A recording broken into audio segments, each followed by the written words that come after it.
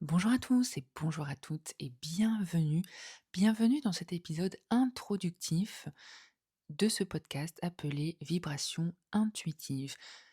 Dans ce podcast, j'aimerais échanger avec vous, j'aimerais parler de plusieurs choses, de comment j'ai pu, ou j'essaie en tout cas de construire mon oasis de vibration intuitive.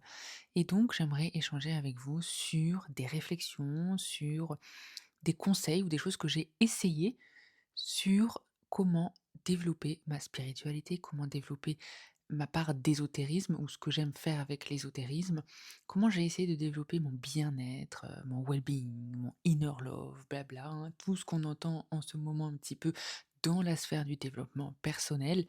Mais moi, ce que j'aimerais partager, c'est aussi et avant tout un peu les choses cachées de ces domaines, les choses qu'on ne dit pas, les choses qu'on, n'explique pas, ou comment j'ai galéré pour mettre en place certaines choses, ou comment, de la théorie à la pratique, c'est plutôt compliqué.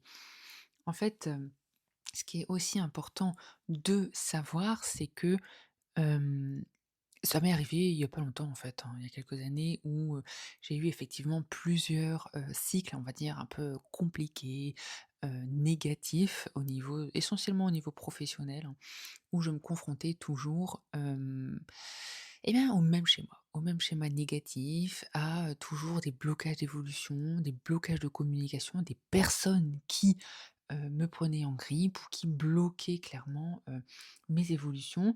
J'avais facilement tendance à, oui, à démissionner ou autre. Bref, ça on développera peut-être plus tard. Tout ça pour dire qu'à un moment je me suis dit: «En fait, essaie toi de changer ce qui est possible de changer dans ta vie avant de, redémissionner, avant de repartir, avant de, repartir encore une fois à 0 parce que passé, 35 ans, on n'a plus envie de démissionner tous les ans et de recommencer dans une nouvelle entreprise et autres, bref. Donc je me suis mise à partir de là à différentes choses. Je me suis mise au yoga, je me suis mise à la méditation, je me suis mise à la réflexion déjà sur ma vie, sur ce que je voulais, sur mes valeurs, sur ce qui était vraiment important pour moi et puis tout ça dans une quête et de un pour savoir ce qui ne va pas, ce qui n'allait pas et de 2 pour déterminer comment je pouvais améliorer. Le but, c'est vraiment d'améliorer, son confort ou de certains domaines de sa vie ou voilà, des choses qui, pour moi, ne me satisfaisaient pas. Et à partir de là, j'ai, engendré plusieurs réflexions, plusieurs chemins et plusieurs formations, que ce soit sur le tarot, que ce soit sur, l'astronomie, la communication non violente qui est aussi très importante et qui m'a vraiment, vraiment, en tout cas aidé dans ma réflexion, mais après quand on en parlera, on verra comment de la réalité, enfin de l'idée à la réalité, on est un peu plus et bien finalement c'est pas si facile. En tout cas, bienvenue dans cet épisode introductif où je vais un petit peu vous expliquer mon réveil. Le réveil de mon intuition, le réveil de, j'ai envie de dire, la réflexion sur ma vie. J'ai toujours été, très intuitive. J'ai toujours été, en tout cas, à faire confiance à mes intuitions. C'est-à-dire, quand je sentais pas quelque chose, je ne le sentais pas. Quand je ne sentais pas quelqu'un non plus, je n'y allais pas. Je suis hyper dans mon feeling, à m'écouter, ce qui est plutôt bien, ce qui est plutôt intéressant, vous allez me dire. Ce qui peut me bloquer aussi parce que du coup, quand j'ai un avis assez négatif et ben, c'est assez compliqué pour moi de travailler sur moi et de essayer justement de tirer profit de ça ou de voir le positif, mais voilà, bref.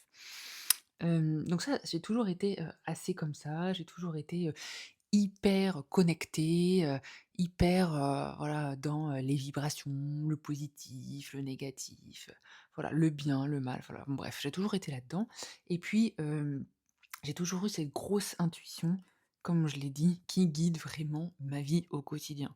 Que ce soit au quotidien, que ce soit dans les grands changements de vie, enfin voilà, tout. Voilà, il y a vraiment cette grosse partie d'intuition, peut-être on en parlera plus tard, j'essaie encore de développer, mais voilà. Pourquoi j'en suis arrivée à aujourd'hui vous parler de tout ça?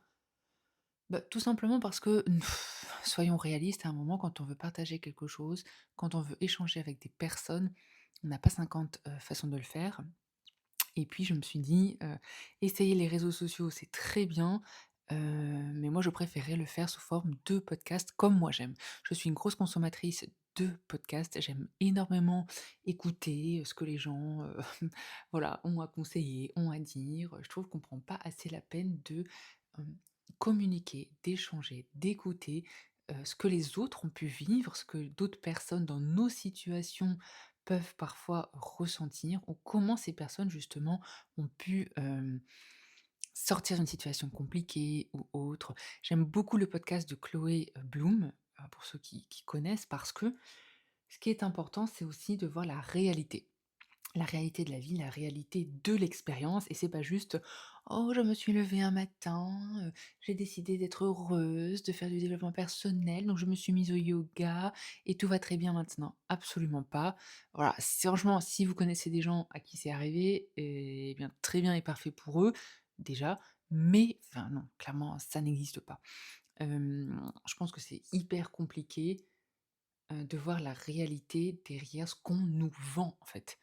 On sait qu'il y a des choses qui sont bonnes pour nous, mais on ne sait pas forcément comment les mettre en place ou comment y adhérer ou même, est-ce qu'on connaît vraiment? Vous voyez? Ces choses qui sont vraiment importantes. Alors, hem, voilà, tout ça pour dire que n'oublions pas qu'à un moment, eh ben, les réseaux sociaux sont là. On est dans une vie, dans un moment, dans une époque où, eh bien, on est tous à un moment ou à une échelle différente influencés ou impactés par le monde extérieur. Et c'est comme ça que moi j'ai commencé un petit peu, à mettre le pied dans le domaine, dans la sphère un peu du bien-être et du développement personnel. Hem, Effectivement, c'est quand même un peu une triste réalité, parce que l'influence, comme on l'entend aujourd'hui, oui, c'est un influenceur, c'est une influenceuse, bon, OK, c'est assez, négatif dans le sens où il faut quand même que les personnes qui écoutent, qui s'inspirent, se posent des questions, se réfléchissent, utilisent leur libre arbitre, utilisent leurs valeurs, utilisent leur cerveau tout simplement, hein, pour justement, hem, trier et peut-être se renseigner, creuser, et pour concrétiser. J'écoutais justement un épisode très intéressant de Chloé Bloom qui disait, parfois, on se dit qu'on est dans le développement personnel, mais ça bloque. J'ai toujours des blocages alors que moi je fais tout bien, nin nin. Mais est-ce que, hem, on écoute et on arrive à digérer et on arrive à mettre en place, mettre en action, mettre en valeur, ou on est juste dans le stade de: «J'entends, j'écoute, je sais que je dois pas prendre négativement ce que les autres disent, je sais que je dois faire attention à ma communication, tralali tralala», mais est-ce que concrétisement ouh là, mmh concrètement on met en place vraiment des choses quand on veut rentrer dans ce domaine, hein, attention, hein, si on veut pas, on veut pas, moi j'ai aucun problème là-dessus. Chaque personne est libre, ça c'est hyper important. Chaque personne fait ce qu'elle veut, et moi c'est un truc, on en parlera peut-être plus tard, mais un truc dans ma vie qui me tue au quotidien, c'est, si je ne suis pas d'accord, je suis pas d'accord. J'ai quand même ce tempérament, où moi pour le coup le développement personnel, j'ai pas besoin de dire non, j'ai même plutôt l'inverse, besoin de dire oui un peu, hein, d'être un peu plus flexible.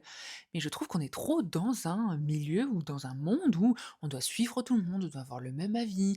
On est vraiment dans cette strate un peu patriarcale, de patronalisation, même en entreprise. Voilà, pour ceux qui travaillent en entreprise, vous saurez, hein, on doit suivre les gens, si on se conforme pas, eh bien ça ne va pas. Peu importe ce qu'on travaille, si derrière on n'a pas le réseau, si derrière, on ne sourit pas, si derrière on ne fait pas genre le gentil, ça n'avance pas, ça ne va pas. Bon bref, on en parlera peut-être plus tard, mais voilà, moi je trouve que le développement personnel, c'est aussi avant tout se connaître, parce que ça c'est hyper important. En fait, c'est la base.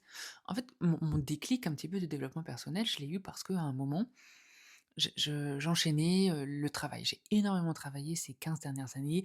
Enfin voilà, dans des grosses entreprises avec beaucoup de travail, voilà, à l'international, bref, j'ai fait beaucoup, beaucoup, beaucoup de travail, mais je n'ai fait que ça. Et en fait, il y a un an, quand j'ai eu un petit peu mon pétage de plomb, je disais à mon mari: «Mais en fait, je ne sais même pas quoi faire d'autre de ma vie. Je ne sais même pas quelles sont mes passions, je ne sais même pas ce que j'aime. Alors oui, j'aime lire, oui, j'aime, faire certaines choses, mais qu'est-ce que j'aime vraiment moi et en quoi est-ce que je suis bonne, dans un sport, dans une activité ou dans quelque chose d'autre? En fait, j'avais vraiment l'impression que pendant 15 ans, quand j'ai travaillé, à partir du moment où je suis sortie de la fac jusqu'à là, il y a 1 an, et bien, toutes ces années, je n'ai fait que travailler. Et donc avec des volontés d'évolution, des grandes inspirations, une volonté de me nourrir professionnellement, une volonté d'apprendre, une volonté de étancher ma soif d'apprentissage, mais en même temps de montrer qui j'étais et ce que je pouvais prouver. Mais, comme j'ai dit au début, vous pouvez vous rendre compte que ça n'a pas forcément marché parce que quand on est trop direct, ça ne marche pas. Quand on sait ce qu'on vaut et quand on sait ce qu'on sait, ça ne marche pas en entreprise aujourd'hui. Que certains modèles d'entreprise sont toujours pas, changés. On est beaucoup dans la hiérarchie. Entrepreneurs, alors pas les entrepreneurs au sens, freelance et les nouveaux entrepreneurs, mais les entreprises, les grosses entreprises ne sont pas prêtes à accepter les nouvelles générations. Y, Z, millénium et tralala, heu, ça ne matche pas. Donc bon, bref, voilà et je fais un petit peu des des liaisons, à la Tormoelle, comme on va dire chez moi. Vous voyez la bonne nordiste, qui parle au travers de mes petites citations. Tout ça pour dire que j'avais peut-être aujourd'hui besoin de faire cet échange sur, voilà, ce qui, dans ma vie, vraiment me faisait sortir de moi, ce qui me créait de l'inconfort, de la frustration. On entend tout le temps ce mot frustration, frustration, frustration. Mot d'ailleurs que je n'aime pas en soi, hein, mais que j'utilise parce que c'est un langage commun, mais je n'aime pas dire ça. T'es frustré, mais ça veut rien dire du tout. T'es frustré, t'es quoi? T'es énervé, comment tu te sens? En fait, la frustration, je trouve que ça veut pas dire grand-chose. Bref. Tout ça pour dire que, hem, voilà, bienvenue, on est dans un épisode introductif où j'aimerais vous, montrer un petit peu quel est mon univers, où j'en suis, par quel, chemin je suis passée, parler de yoga, parler de méditation, parler de nouvelles passions, faire aussi beaucoup de tirages. Parce qu'aujourd'hui, une grosse partie de mon activité, c'est, effectivement, hem, faire des tirages de tarot ou d'oracle, que ce soit mensuel, que ce soit, prédictif ou non, on est toujours dans cette optique de ouvrir des portes, conscientiser des choses. Voilà, pour moi, avant tout, ce tarot lié à cette spiritualité, c'est pour ça. C'est pour aider les personnes avec qui je travaille à, et de un réaliser et de 2 essayer de comprendre et de concrétiser ou pas. On est dans des ouvertures de portes à travers, des tirages et on est dans comment est-ce qu'on peut prendre conscience de quelque chose ou pas? Et quand on a pris conscience, après c'est la personne qui consulte, qui détermine, ce qu'elle veut faire ou pas. Moi, je suis vraiment là-dedans. Je trouve que le Madame Irma 2.0, ça n'existe pas. Trouvez-moi quelqu'un qui fait des tirages et qui, voilà, vous prédit vraiment tout votre avenir. Bien sûr qu'il y a des gens très compétents, bien sûr, c'est pas le sujet. Mais on est toujours dans un libre arbitre et c'est ça qui est vraiment aussi important comme valeur à faire partager. J'aimerais aussi à travers de ce, podcast, vous montrer comment j'ai pu cheminer, comment je me suis mise, comme j'ai expliqué, au tarot, comment je suis passée par toutes les phases du bien-être, me mettre, aux pierres, acheter des pierres, acheter des oracles, acheter des tarots, acheter de l'encens, hyper enfumer, mon appartement, il y a vraiment cette vibe de je trouve, quand on ouvre cette porte au bien-être et au développement personnel, il y a une porte qui s'ouvre sur la liberté. Vous voyez? Un vent de liberté qui s'offre, qui s'ouvre, qui souffle sur toutes les personnes qui souhaitent, changer un minimum leur vie. Par contre, je pense que ce qui est important, c'est de dire toujours une étape à la fois, un pas à la fois. C'est pas en mettant de l'encens que tous les ennuis vont partir, soyons réalistes, hein. Et c'est pas en un claquement de cartes bancaires, en achetant, une carte ou en achetant une carte, ouais, des cartes ou en achetant je sais pas moi, de l'encens comme je l'ai dit ou, des pierres que, on va tout de suite avoir l'abondance et la réussite. Non, on n'est vraiment pas là-dedans. Voilà. En fait, pour rentrer un petit peu plus dans le détail, comme je vous disais, j'ai vraiment eu, voilà, ce déclic du jour au lendemain. Pour le coup, ça s'est fait, très, du jour au lendemain, moi, hein. J'ai eu un changement d'emploi il y a 2 ans. Et dès le début, voilà, j'ai vu, comme je vous ai dit, je suis hyper dans le feeling. Dès le début, j'ai vu que j'allais me confronter au même problème, au même schéma répétitif, c'est-à-dire, des luttes, des bagarres, de compétences, de communication, des politiques internes comme on explique, hein.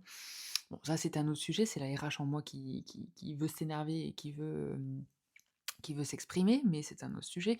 Et j'ai vraiment eu franchement en interne, en interne, intérieurement, j'ai un truc qui est un peu vrillé. J'ai eu un coup de fuck life quoi, un gros coup stop quoi. J'ai décidé de tout envoyer balader ou presque, hein, donc j'ai pas forcément voilà, j'ai pas démissionné comme je vous l'ai dit. Mon but était vraiment de essayer de travailler sur moi, sur mon environnement, sur comment améliorer cette vie et essayer de m'adapter. Parce qu'en fait, on fait une entreprise, on fait une autre entreprise, on fait une troisième entreprise, on change peut-être d'activité ou pas, mais les schémas et les cercles reviennent quand on ne travaille pas dessus. En tout cas, moi, c'était mon cas. Et donc, j'ai vraiment eu, mais d'une manière même plus large, hein, un besoin de envoyer valser, un besoin de dire non, un besoin de rejeter, vraiment les aspects, ouais, les effets négatifs de cette société de consommation qui pour moi est remplie de diktats arcaux, qui nous obligent à respecter la hiérarchie des entreprises, la hiérarchie, des hommes, bref, de travailler pour et avec des personnes qui ne souhaitent que s'auto-congratuler et se sentir supérieur aux autres, tout en favorisant l'usage d'un, comme on dit, ultra-crépidarianisme étouffant.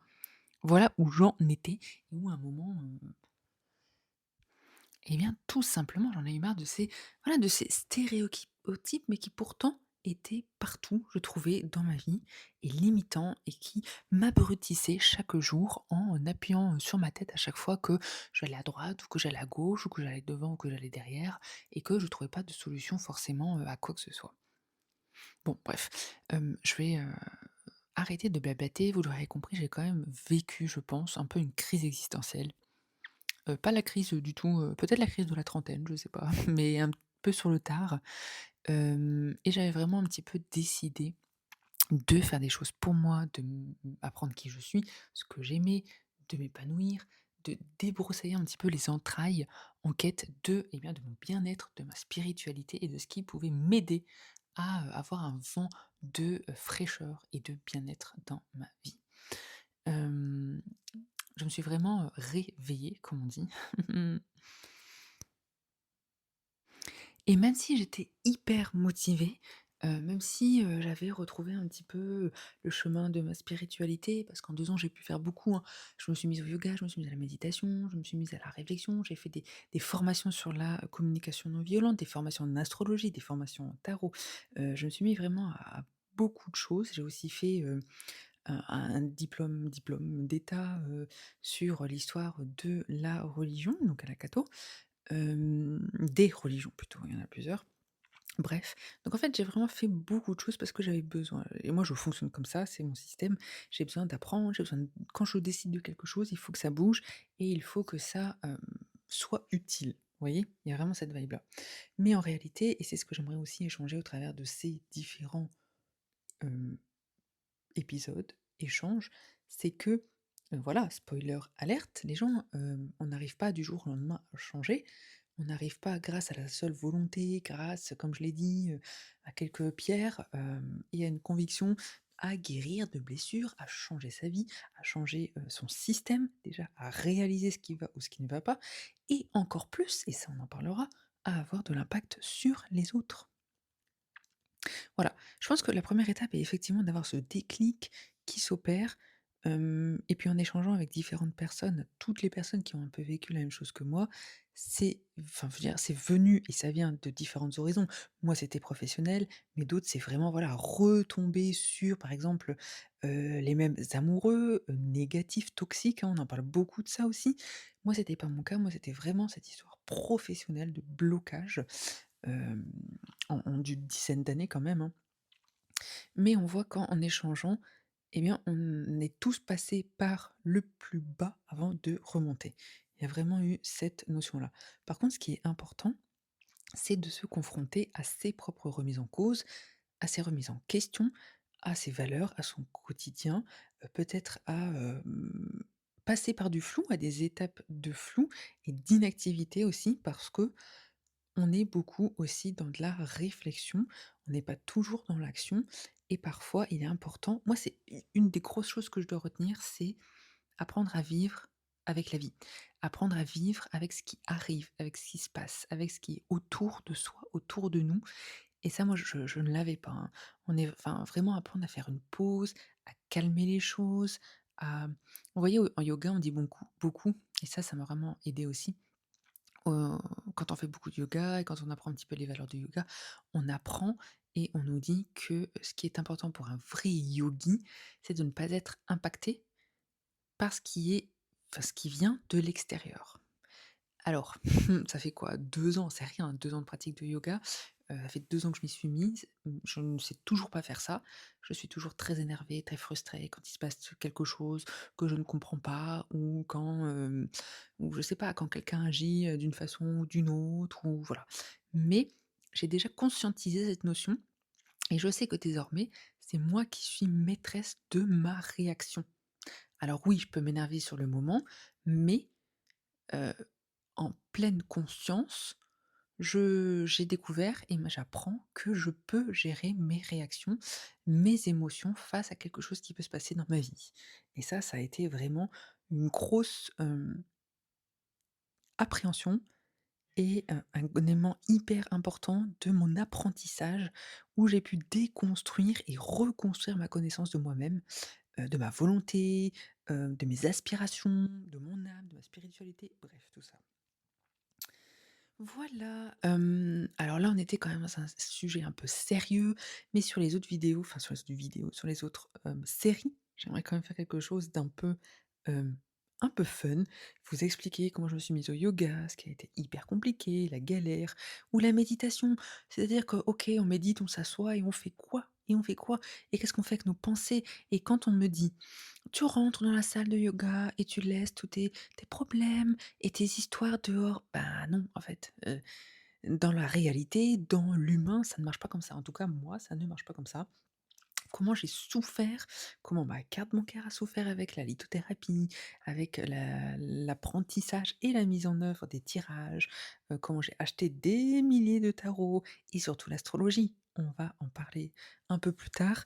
L'astrologie, c'est comment j'ai découvert quelque chose qui a, mais pour le coup, révolutionné ma vie, révolutionné ma façon de penser et de vivre. J'ai fait des cours d'astrologie, je vous l'ai dit, et au début, on apprend sur son charte, sur son thème de naissance. Et quand j'ai vu des choses, des placements et leur signification, mais je me suis dit, mais et de un, c'est pertinent, c'est hyper pertinent, ultra pertinent. Alors chacun son avis, je j'ai aucun jugement là-dessus. Quand j'en ai parlé autour de moi, mon frère m'a dit: «Non mais, n'importe quoi, c'est quoi ça? Non mais arrête avec tes histoires, c'est hyper n'importe quoi». Et ben non, en fait. Franchement et de un, ça m'a aidé énormément pour moi. Ça m'a aidé pour mon rapport à moi-même, pour ma connaissance à moi-même, mais aussi aux autres, par rapport à mon mari, par rapport à des personnes autour de moi, mon entourage proche, à ma famille, où effectivement j'ai demandé à tout le monde, voilà: «Envoyez-moi, vos dates, lieux, heures de naissance, que je regarde un petit peu tout ça». Et franchement, on en reparlera, mais moi, ça m'a hyper, hyper, hyper changé ma vie et voilà où j'en suis, où je pense que c'est effectivement désormais un un pan de ma vie qui ne changera pas. Ça, pour le coup, ça ne changera pas parce que c'est tellement, aidant, c'est tellement, constructif, hem, dans ce constant chemin vers, vers le développement personnel. Parce que je pense pas qu'on puisse arriver vraiment à un état de bien-être, à moins de vraiment, être tellement haut, dans cette notion de yogi que, on n'est plus impacté. Mais, en fait, dans la vie quotidienne, quand on travaille, quand on doit payer des factures, on est impacté par des choses. Donc en fait, voilà. Moi, ce que j'aimerais aussi échanger, partager avec vous, ce sont des outils et des choses que j'ai testées qui ont marché ou qui n'ont absolument pas marché, hein, on en reparlera, mais qui peuvent marcher sur certaines personnes et le but, c'est d'essayer. Alors attention, il y a aussi cette notion de revers où j'aimerais vous en parler plus tard aussi, de l'hyperconsommation et de la pression du bien-être qu'on a de nos jours. En fait, on est tellement dans, heu, on doit être heureux, on doit pas, être frustré, qu'à un moment, on sait même plus comment on doit être, comment on doit réagir. En tout cas, moi, je l'ai ressenti comme ça. Voilà, merci à tous, pour votre écoute. N'hésitez pas, comme d'habitude, partager, échanger, commenter, liker si ça peut aider le podcast, un grand merci et échanger avec moi, vous, ce que vous avez pu faire dans votre vie, ce qui vous a aidé, ce qui ne vous a pas aidé, où vous en êtes arrivé, comment vous en êtes arrivé, par quoi vous êtes passé et quelle est votre définition à vous de la recherche du bien-être, du développement personnel et tout ce qui tourne autour, voilà, pour vous dans votre vie. Merci à tous pour votre écoute. Je vous dis à très bientôt dans un épisode un peu plus fun et dans d'autres épisodes où on fera aussi des tirages. À très bientôt.